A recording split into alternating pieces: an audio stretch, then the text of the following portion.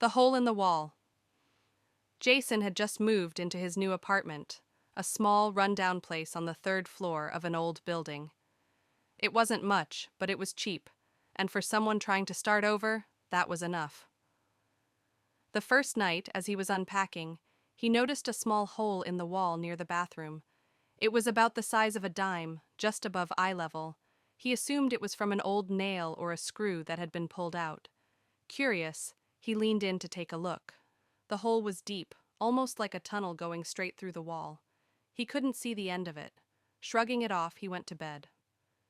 That night, he woke up to a faint scratching noise. It was coming from the wall. Jason sat up, heart pounding. Maybe it was a rat or some kind of bug. He turned on the light, but the sound stopped. After a few minutes of silence, he convinced himself it was nothing and went back to sleep. The next day, he covered the hole with a piece of tape. Out of sight, out of mind. But that night the scratching returned, louder, more frantic. It was as if something was trying to get through. Jason turned on the light, his pulse racing. The tape was gone. The hole was open again. This time he grabbed a flashlight and peered inside. For a moment there was nothing, just darkness. Then, deep in the hole, something moved. A single eye stared back at him. Jason stumbled backward, his breath caught in his throat. He scrambled to the door, ready to leave, but the scratching turned into pounding. The wall shook as something on the other side began slamming against it. Then a whisper, soft, like a breath against his ear. "Let me out."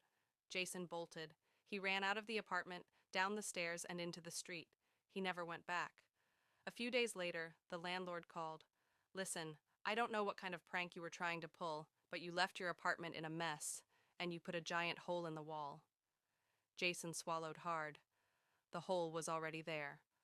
A long pause. Then the landlord chuckled. "No, it wasn't.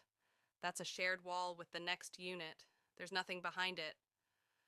Jason never responded, and he never went back to that building again.